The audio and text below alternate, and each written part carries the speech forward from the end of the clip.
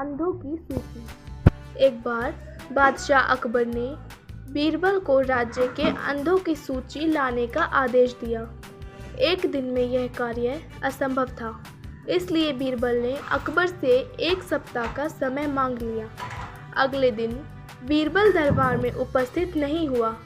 वह एक थैला लेकर नगर के हाट बाजार में गया और बीचों बीच एक स्थान पर बैठ गया। फिर उसने अपने थैले से जूता निकाला और उसे सिलने लगा। आते जाते लोगों ने जब बीरबल को जूता सिलते हुए देखा तो हैरत में पड़ गए। बादशाह अकबर के सलाहकार और राज्य के सबसे बड़े विद्वान व्यक्ति के बीच बाजार बैठकर जूते सिलने की बात किसी के गले से नहीं उतर रही थी। कई लोगों से रहा नहीं गया और वे बीरबल से पूछ ही बैठे, महाशय, ये आप क्या कर रहे हैं? इस सवाल का जवाब देने के बजाय बीरबल ने अपने थैले में से एक कागज़ निकाला और उसमें कुछ लिखने लगा। इसी तरह दिन गुजरते रहे और बीरबल का बीच बाजार बैठकर जूते सिलने का सिलसिला जारी रहा।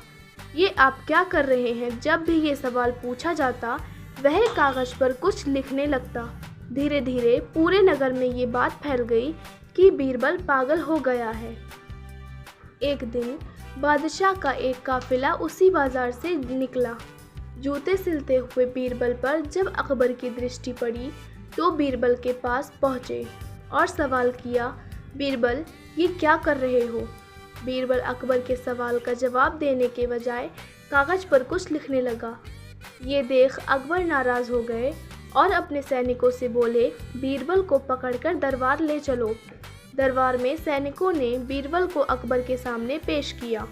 अकबर बीरबल से बोले, पूरे नगर में ये बात फैली हुई है कि तुम पागल हो गए हो।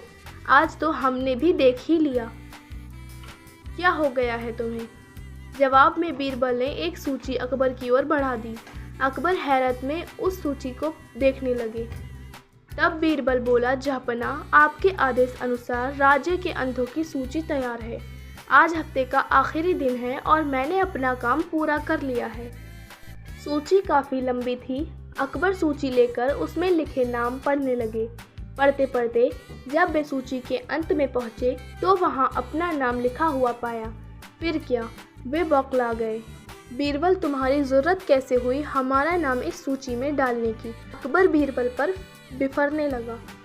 गुस्सा शांत करें हुजूर, मैं सब बता रहा हूँ, कहकर बीरबल बताने लगा, बादशाह सलामत, पिछले 1 सप्ताह में मैं रोज़ बीच बाजार जाकर जूते सिल रहा था। मेरे क्रियाकलाप हर आते जाते व्यक्ति को नज़र आ रहे थे, जिस पर भी वे आकर मुझसे पूछते कि मैं क्या कर रहा हूँ और मैं उनका नाम अंधों की सूची में डाल देता।